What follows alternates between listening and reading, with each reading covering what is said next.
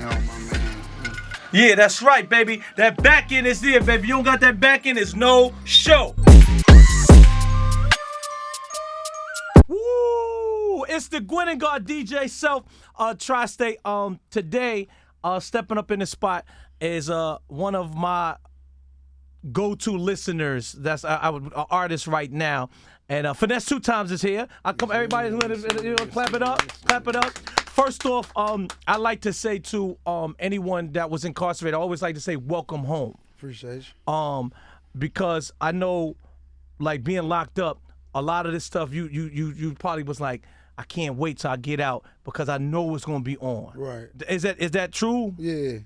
That's true? I was already. All right. So now I want to clear it up a little bit, right? Because I get a text, and I don't know if it was clearly from you or somebody, because sometimes some artists, sometimes they look at me because I get a text, and I'd be like, is it they man or is it da-da-da-da-da? So I don't know if it was 100% because we never spoke. We spoke through text. Is that right? Right. Yeah, so, and I was appreciative. I was like, Dag, I said, yo, the person thinking about me, they just came home and stuff like that. So, I want to salute you for that. Yeah. First off. So, like coming out, what is something that you see that was different from when you went in? It's probably just a lot of drill music now. It ain't a lot of real music no more. Like, so you think drill music is not real?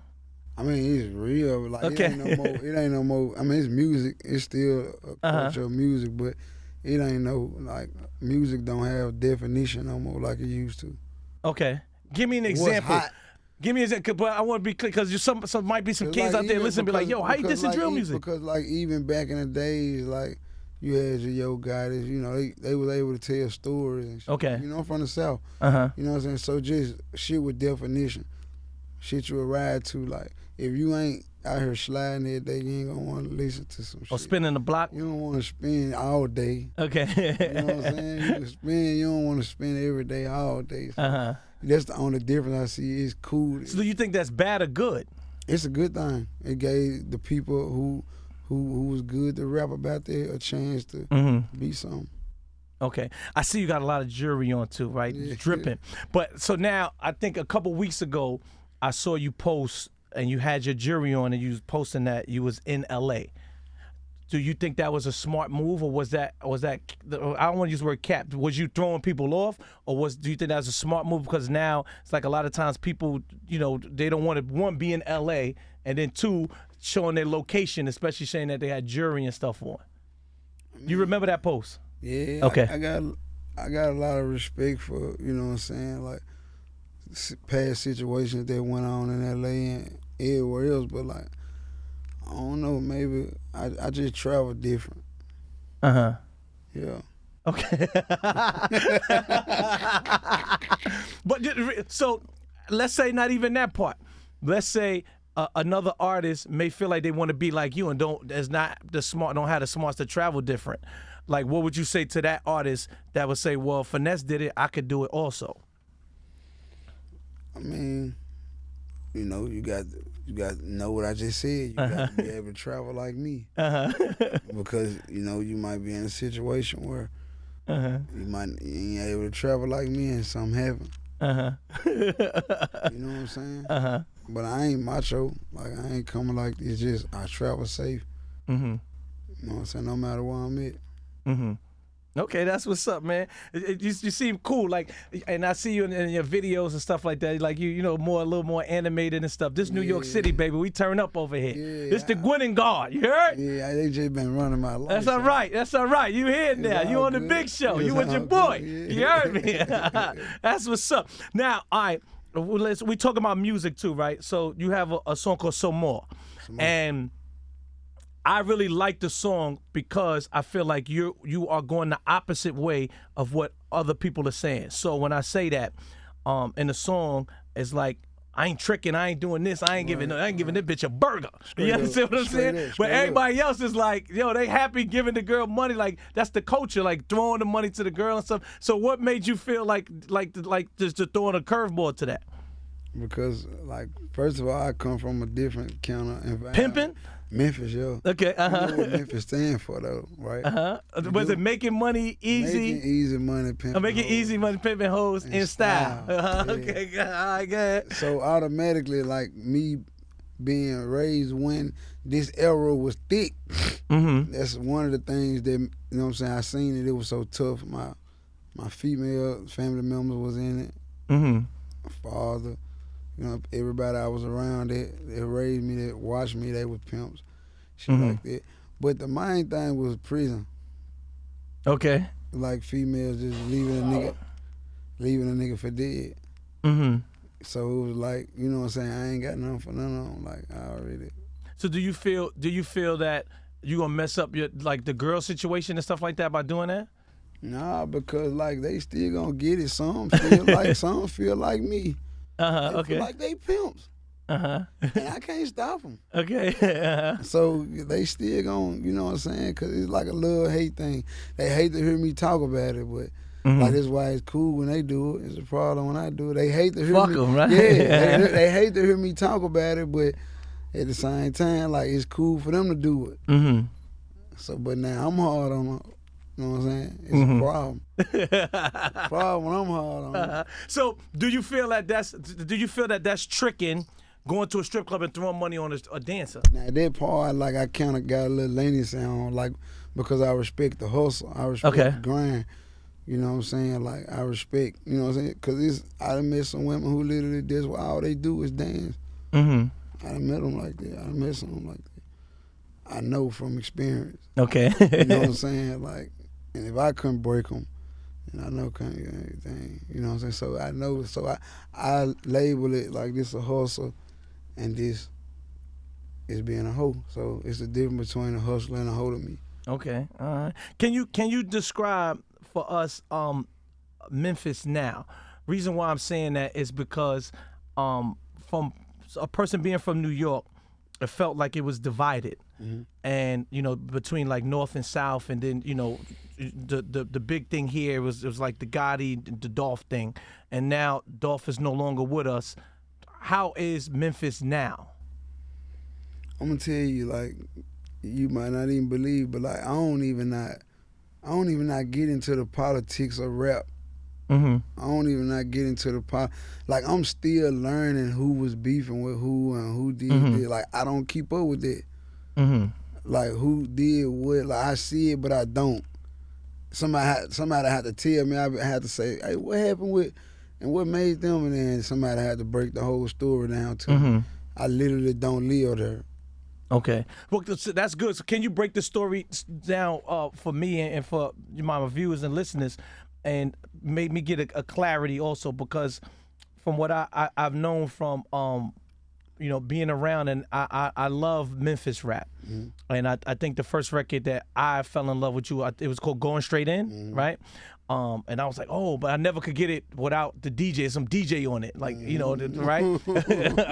Shout to the guy, I forgot the DJ name, right? Yeah. So, huh? Yeah. Oh, Larry. Yeah. Okay, Larry. I knew it was Larry, but I didn't want to say the wrong person's name, right? So cool, right? So Larry. So so now I remember it was like you was Bread Gang, right? Then you went away. Then you came home. If I'm saying the timeline correct, then I don't know if you went back away again or something like that. But then somehow then you got down with Mob Ties, then back with Bread Gang. So how did you get out of the Bread Gang deal or the situation to come back in the first place? It was like we still had a situation before I went in, and when I came out, it was either like he was either ready to let me like go head on, or like we can make amends, like we can get some money together. So it wasn't like paperwork wise. Yeah. Okay. Like, but he didn't. We disregarded the paperwork. Understood. Okay. All for the love of, like, for the culture, like just the. Like, the paper, it wasn't even about the paperwork. You know what I'm saying? It was just about both of us growing as grown men, like, you know what I'm saying? Like. So how did you sign again? I'm just asking. The reason why I'm asking is because there might be artists. Work the partnership out. Understood. Okay, got you. Like renegotiate it. Yeah, Understood. Like a partnership. Okay. Where we gonna make some money together. Okay. All right. And at the same time, you know, we came together like this. Mm-hmm. You know what I'm saying? And it's the same thing with Mob Tab. I'm in a partnership deal with them. Mm-hmm. You see what I'm saying? Mm-hmm. I got a distribution with Atlantic. Mm-hmm. So that's how it's going. In recent time, is there any time do you be in fear of things or where you going from? Because, you know, the recent loss of Takeoff, a lot of people feel like Mob Ties, you know, had something involved and stuff. Do you feel like, do you feel in fear of that spilling over to you? I mean, you got real men everywhere, and then you got your crash dummies everywhere who just want.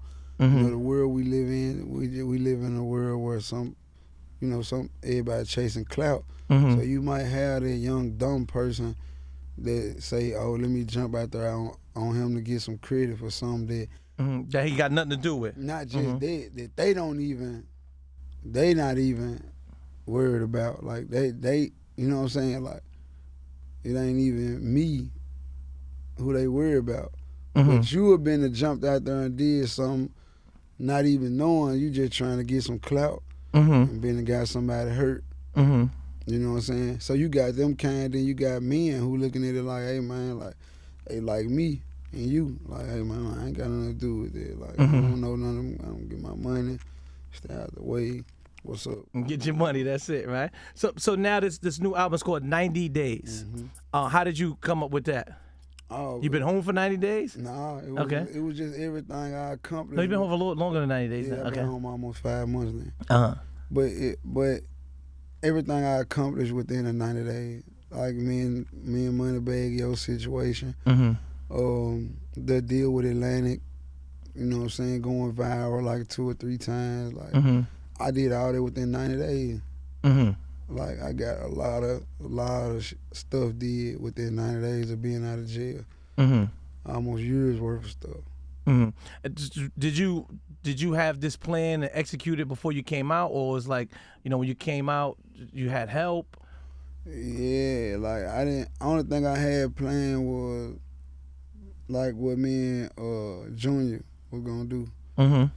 Me and Bag situation kind of just unfolded. Like he seen I was on some mature stuff. Like I went on what I was on before I went in.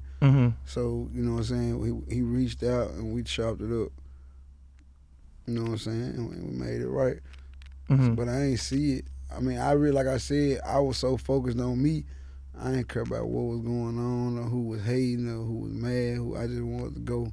I'm still like that today. When you was locked up, did people still tell you like, "Yo, your song is still ringing"? Yeah. Like, okay, all right. Because I know when I went, you know, I DJ in the South a lot. So, you know, especially the Going Straight, like that record, it was, you know, it's like, it's still like it came out yesterday. You understand what I'm saying? And do you think that's your biggest record to date, or you think you topped it with maybe Back In? I topped it with Back In. Okay, all right.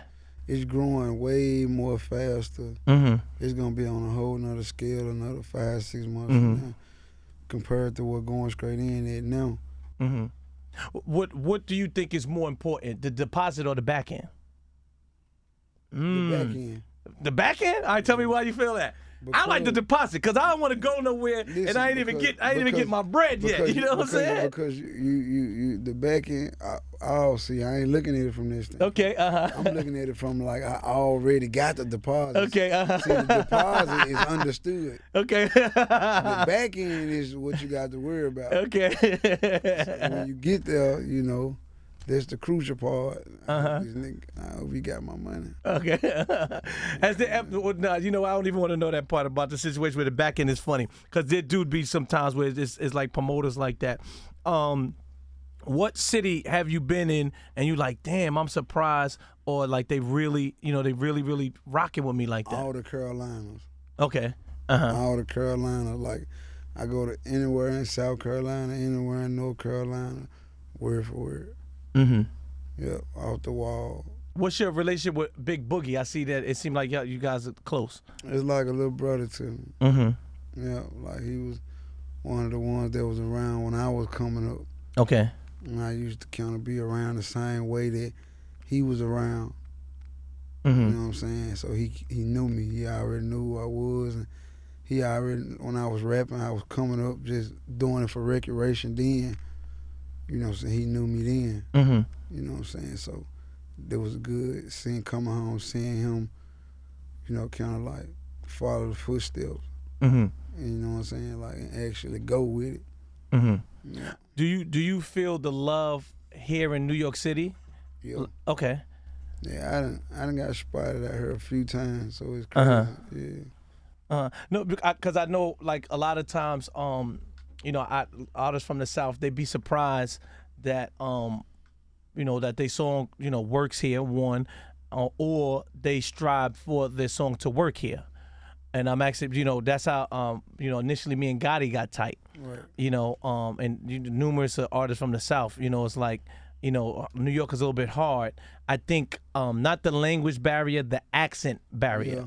You understand? 'Cause I know I have an accent to you. You have a crazy accent to me. Yeah. You understand what I'm saying? You feel me? Yeah. You know what I'm saying? So, and I think that, and it's, I don't want to use the word sad to say, but it's hard to say because certain records in New York that comes from the South may be too country for us because we don't understand the language. Right. And one of the records would be Pop Out. You understand what I'm saying? And in the beginning, back end. But I think that what happened is, you know, you know, we constantly got fed it, you know, whether it was me or whoever, you know, Instagram, your social media, and you know, it grew to us where we start liking it and start understanding it. Do you make music to say, yo, I gotta make sure that, you know, this region understands it, or you just do you? Yeah, I mix it up though. Okay. I mix it up. Like I could do something where I know, oh shit, this some Memphis shit. Okay. Like I can know this gonna shake Memphis. Uh-huh. But then I can know like, oh, this versatile. Like they gonna feel this over here. Mm-hmm. They gonna feel this over here. So it just depends on how I'm feeling. It depends on the instrumental, the producer. Mm-hmm. Yeah. Do you feel that is your duty or is your job to reach back out to some of the older Memphis artists to do songs with? Because I feel like you have the light that shined on you now, and some of the young cats out here may not remember. I'm using maybe like a Project Pat or somebody like that. Do you feel like it's your duty to say, all right, let me get a song with, you know, one of these guys again? And I'm saying that they're not relevant. I'm just saying that younger guys may not know, you know, who they are and things like that. Yeah, them was some of the people who I looked up to, so I won't have a problem with that. Mm-hmm. Yeah, I won't have a problem. Because I know that, you know, like I you know, like sometimes I'll listen to like a J. Cole and you know, or you know, even Drake nowadays, like a lot of the, you know, Memphis sound and stuff like that, and then people don't know where it came from. You understand what I mean? So, you know, I guess just being, you know, from Memphis or something like that, and then now I think a lot of people think it's Atlanta, but really it's Memphis. You know what I'm saying? Yeah. You know, it's really Memphis. It's just that I think Memphis go outside of Memphis. Y'all don't really stay in Memphis like that, correct? You can't. You can't. Yeah, you can't. Yeah, it's different. But you know, so I do see like it's Memphis, you know, like really, you know, coming up. Is there like any plans of like everybody doing like a big Memphis song, like they had the it was Stay Fly at the time? That'd be hard. Like a new Stay Fly, but with, you know, with the you know, everybody new coming from I don't know if your album is done. Maybe you could do that and shout me out at the end. Yeah, sure, yeah. I ain't gonna lie, this is hard. I don't know if everybody with it, they hear it. So, yeah, you know what I'm saying? Like, you know, maybe something like that. You know what I mean? Yeah, we can do it. Yeah, you know, maybe a new Stay Fly 2023 or something like that. I think that'll be good for the culture. Yeah, right? Yeah. Yeah, something like that. So now, before we close, so now, why should somebody stream or download this new 90 Days? I feel like it's something new. It's a new sound. You know what I'm saying? It's raw. It's uncut. You know what I'm saying? It ain't got no type of cuts on it. Like, I'm being straightforward. I'm giving you my life, my past. You know what I'm saying? And like, it's something you're gonna be able to relate to. Okay. You know what I'm saying? So that's the most part. You're gonna be able to relate to And let's get it. it. Yeah, straight up. All day. Yeah. All right. 800-585-1051. All right, Finesse 2 Times is here, baby. You know what it is. Gwyneth, you heard?